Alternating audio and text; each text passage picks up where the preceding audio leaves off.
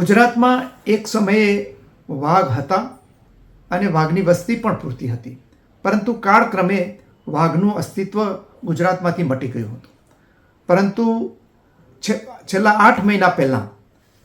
પંચમહાલ અને દાહોદના જે રતનમહાલ જંગલ છે એમાં એક વાઘ આવી અને સ્થિર થયો છે અને હવે એ ત્યાં સેટલ થયો હોય એવા લક્ષણો અત્યારે જોવા મળી રહ્યા છે. એના પછી ભારતની નેશનલ ટાઈગર કન્ઝર્વેશન ઓથોરિટી છે, એમણે એક અભ્યાસ સમિતિ મોકલી હતી અને અભ્યાસ સમિતિએ પ્રાથમિક અહેવાલ તૈયાર કર્યો છે અને એ અહેવાલ મુજબ અત્યારે ગુજરાતની અંદર એક વાઘની વસ્તી બતાવેલી છે. એ ઉપરાંત અહીંયા વાઘની ઇકોસિસ્ટમ બની શકે એમ છે અને એના માટેના એ સિસ્ટમને મજબૂત કરવા માટે, આ ઇકોસિસ્ટમને મજબૂત કરવા માટે થઈ અને અનેક પગલાઓ આ પ્રાથમિક અહેવાલમાં સૂચવવામાં આવેલા છે. આ અંગે ઓફિશિયલી કોઈ પત્ર NTCA મારફત વન વિભાગને મળ્યો નથી, પરંતુ આ અહેવાલ મળેલો છે અને એ પ્રમાણે ગુજરાત સરકારના વન વિભાગ જે છે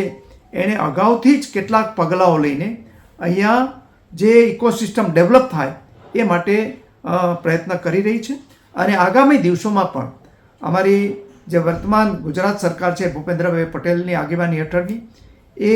વન વિસ્તાર અને વન્ય પ્રાણી સૃષ્ટિને જાળવી રાખવા માટે મક્કમ છે અને મેં આગામી દિવસોમાં આ ઇકોસિસ્ટમ ઊભી થાય એ માટેના જરૂરી જે કોઈ પગલાં હશે એ અમે લેશું. અને અહીંયા આપણે જે 4 બિગ કેટ છે